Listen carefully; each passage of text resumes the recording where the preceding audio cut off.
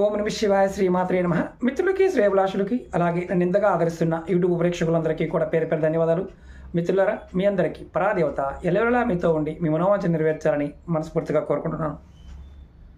ఈరోజు మనం ఎంత పెద్ద అప్పు ఉన్నా సరే, అంటే మీరు కొన్ని కోట్ల రూపాయలు అప్పు చేసినా సరే, ఆ అప్పు తీర్చడానికి అత్యంత ప్రభావవంతమైన 100% ఫలితాన్ని ఇచ్చే ఉపాయం చెప్తాను.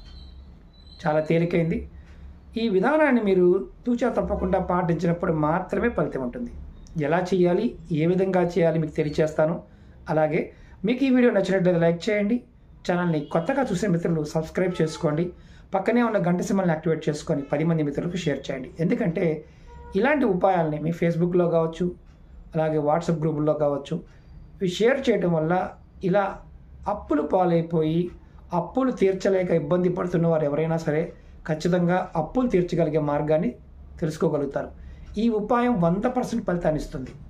చాలామంది మిత్రులు, అక్క చెల్లెలు రెగ్యులర్గా అడిగింది ఏంటంటే, మహమ్మారి వచ్చిన తర్వాత, అంటే ఏదైతే కోవిడ్ వచ్చింది, కోవిడ్ తర్వాత అప్పులైపోయాము, అనారోగ్య పాలయ్యాము, ఆస్తులు అమ్ముకోవాల్సి వచ్చింది, వ్యాపారం సరిగా సాగడం లేదు, దాని గురించి అప్పు చేశాము, అలాగే పిల్లల చదువు గురించి చేశాము, వ్యవసాయం కలిసి రాలేదు, వ్యవసాయంలో నష్టం వచ్చింది, ఇలా రకరకాల కారణాల చేత ఇబ్బడిముడిగా అప్పులు అయిపోయాయి.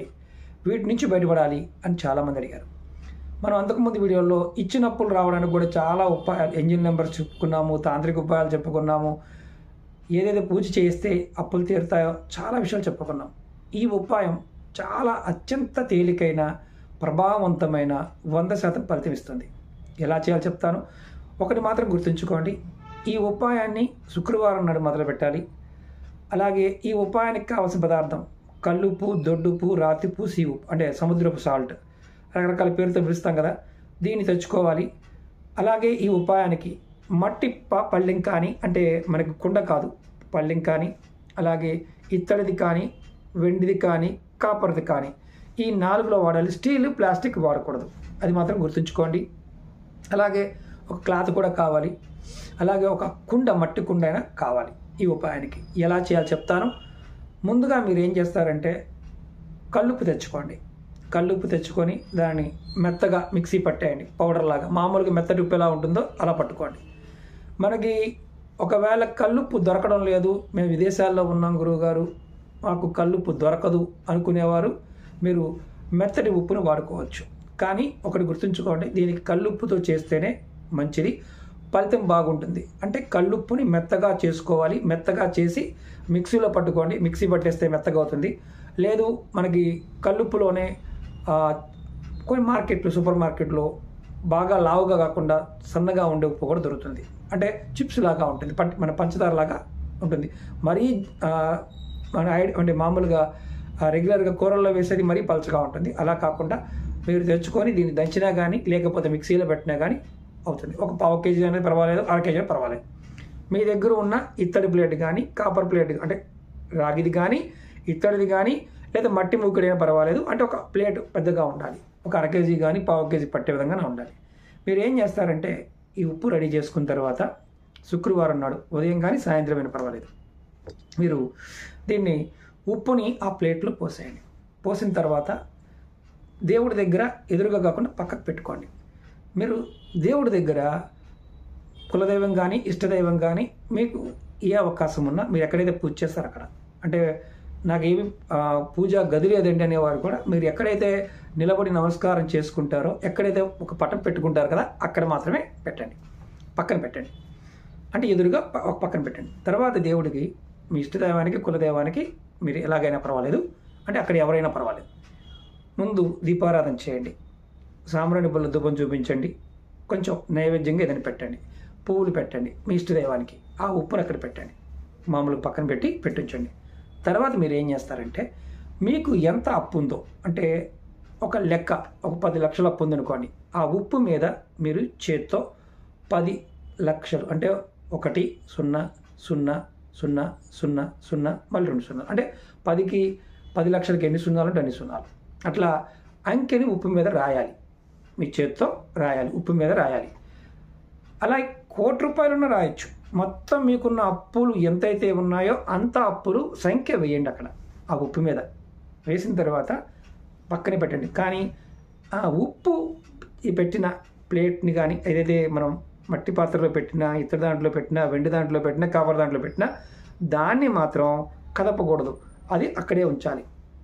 రెండవ రోజు అంటే తెల్లవారి తర్వాత మళ్ళీ సేమ్ అలాగే మీరు ఆ పాత్రని కదపకుండా అక్కడే ఉంచి మీరు పొద్దున్నే మళ్ళీ స్నానం చేసి దీపారాధన చేయండి. దీపారాధన, సాంబ్రాణి ధూపం చూపించడం, నిత్య పూజ, సేమ్ నిత్య పూజ, కొంచెం నైవేద్యం పెట్టడం.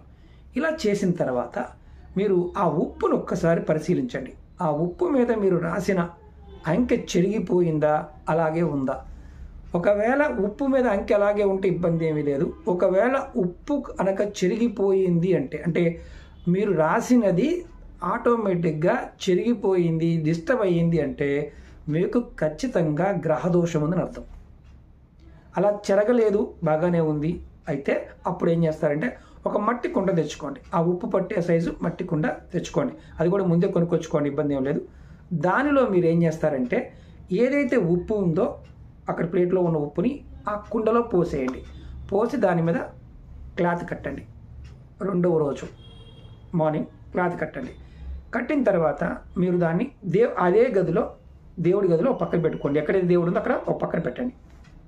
తర్వాత కరెక్ట్గా అంటే మొదటి రోజు నుంచి 11వ రోజు వరకు కరెక్ట్గా 11 రోజులు పూర్తయిన తర్వాత ఆ మట్టి కుండతో పాటు మీరు డైరెక్ట్గా ఆ ఉప్పుని తీసుకుని వెళ్ళి ఎక్కడైనా పారే నదిలో కానీ పారే కాలువలో కానీ మాత్రమే వాటిని వదలాలి. వదిలేటప్పుడు మీరు ఏమనుకోవాలంటే ఈ ఉప్పు ఎలాగైతే నీళ్ళలో కరుగుతుందో నా అప్పులు కూడా అలాగే తీరిపోవాలి అని మనసులో నమస్కారం చేసుకొని అనుకోవాలి. మళ్ళీ చెప్తాను, ఈ ఉప్పు ఎలా కరుగుతుందో అలాగే నా అప్పులు కూడా కరిగిపోవాలి, తీరిపోవాలి అని కోరుకోవాలి. మీరు ఇప్పుడు ఇది ఒక్కసారి చేశారు. 11 రోజుల తర్వాత అంటే 11 రోజులు మీ దేవుడి మందిరంలో పెట్టి 12వ రోజులు తీసుకెళ్ళి కలిపారు. అది అర్థం చేసుకోండి. ఇప్పుడు ఇంకొక సమస్య ఏంటంటే ఇప్పుడు ఉప్పు పెట్టిన ఉప్పు చెదిరిపోయింది అంటే మనం ఏం కదపకుండానే అంకి చెరిగిపోయింది. అప్పుడు ఏం చేయాలి? మళ్ళీ 2వ రోజు అంటే తర్వాత రోజు మళ్ళీ ఉప్పు తీసుకువచ్చి మళ్ళీ సేమ్ అలాగే అంటే ఇదంతా తీసేసి మళ్ళీ పక్కన పెట్టేసి మళ్ళీ కొత్తగా ప్రయోగాన్ని చేయాల్సిందే. అలా ఎన్నిసార్లు చెరిగిపోయినా అన్నిసార్లు చేయాల్సిందే. ఒకటి, ఈ ప్రయోగం చేసే ముందు మీరు కోరుకోవాల్సింది ఏంటంటే అంటే మొట్టమొదటిసారిగా దేవుడికి నమస్కారం చేసుకుంటారు కదా, ధనదక్షిణామూర్తిని తలుచుకొని నా అప్పులు తీరిపోవాలని కోరుకోవడం, అలాగే లక్ష్మీదేవిని తలుచుకొని నా అప్పులు తీరిపోవాలని మనస్ఫూర్తిగా కోరుకొని ఆ సంఖ్య రాయండి.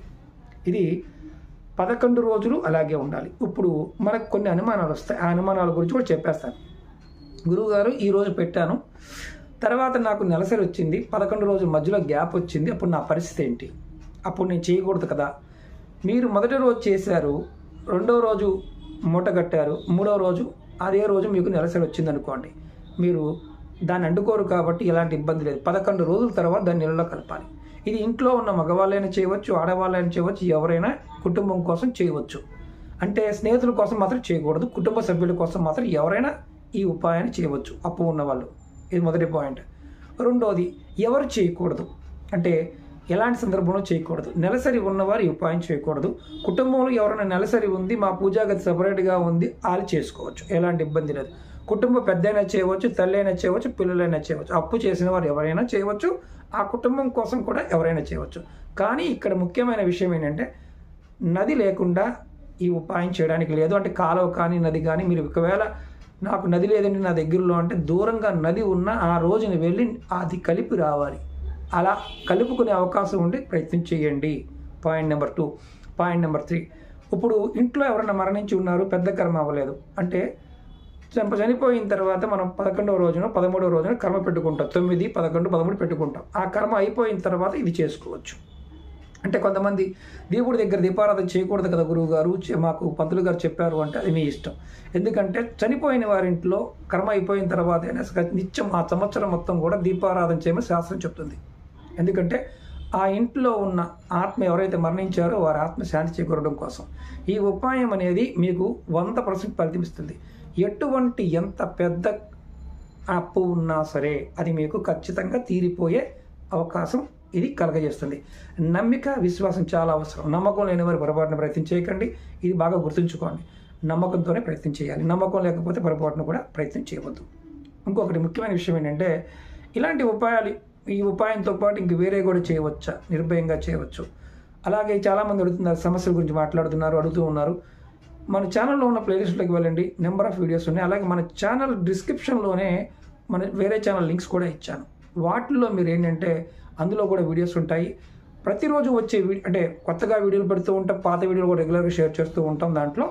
అలాగే మీరు గుర్తుంచుకోవాల్సింది ఏంటంటే, ఏదైనా చేస్తున్నప్పుడు ఈ ఉపాయం చేస్తూ ఇంకొక ఉపాయం చేయొద్దు అంటే చేయవద్దు. అంతేగాని లేకపోతే ఆ వీడియోలో చెప్పలేదు అంటే ఎన్ని ఉపాయాలైనా చేయవచ్చు. ఇది గుర్తుంచుకోండి. ఓకే మిత్రులారా, మీకు ఈ వీడియో నచ్చినట్లయితే లైక్ చేయండి, ఛానల్ని సబ్స్క్రైబ్ చేసుకోండి.